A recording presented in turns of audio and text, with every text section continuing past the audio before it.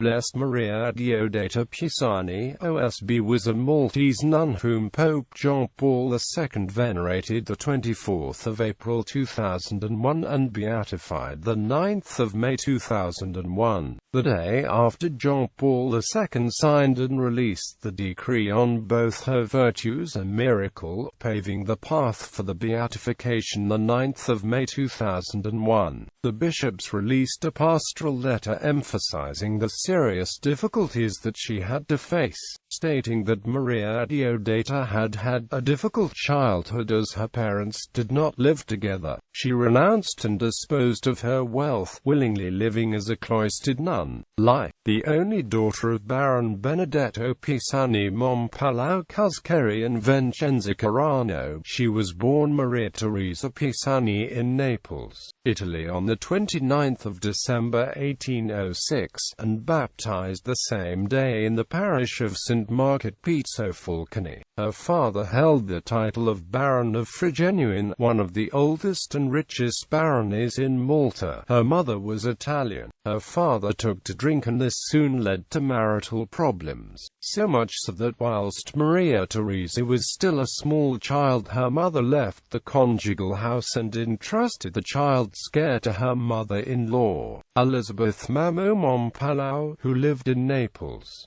Elizabeth was a decent caregiver, but died when her granddaughter was only 10 years old. After her grandmother's death, Maria Teresa was sent to the famous Istituto di Madama Prota, a boarding school in Naples where the daughters of the local aristocracy received their education. In 1821 her father was involved in the uprising in Naples and sentenced to death. Since he was a British citizen, his sentence was suspended and King Ferdinand II of Naples had him expelled from Naples and deported to the Mediterranean island of Malta. In 1825, Maria Teresa and her mother came to live in Malta, settling in Rabat. Once in Malta, Maria Teresa decided to become a nun, although her mother preferred that she marry. Besides suffering from delicate health, Maria Teresa had a deformed shoulder, caused, it was testified, by injuries sustained at the hands of a maid who beat her when she lived with her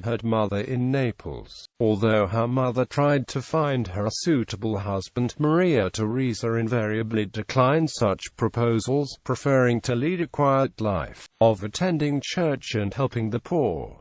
The people who knew her started to comment about her pious behavior. Upon turning 21, she entered the Benedictine community in St. Peter's Monastery and took the name Maria Adeodata. She made her solemn profession 2 years later. In the cloister, Maria Adeodata was a seamstress, sacristan, porter, teacher and novice mistress. Her charity was a benefit to her fellow nuns and to many people outside the cloister as well. Maria Adeodata wrote various works, the most well-known of which is The Mystical Garden of the Soul That Loves Jesus and Mary, a collection of her personal reflections between the years 1835 and 1843. She was abbess from 1851 to 1853 but had to retire from her duties because she suffered from heart problems. She died on the 25th of February 1855, aged 48, and was buried the next day in the crypt of the Benedictine monastery at Mdina. Maria was remembered for her sanctity, love of the poor, self-imposed sacrifices, and ecstasies so complete that she was seen levitating. Veneration. In 2001 she was beatified by the Blessed John Paul II, who cited as the miracle required for her beatification of the 24th of November 1897 incident in which the abbess Giuseppina Damiani from the monastery of St. John the Baptist's Ubiaco, Italy was suddenly healed of a stomach tumor following her request for Maria Pisani's intervention. Pope John Paul II declared her blessed on the 9th of May 2001 at Floriana, Malta, soon followed by the unveiling of a huge portrait of the Blessed, a replica of an original oil painting commissioned in 1898 by Pietro Pace, the Archbishop of Rhodes and Bishop of Malta.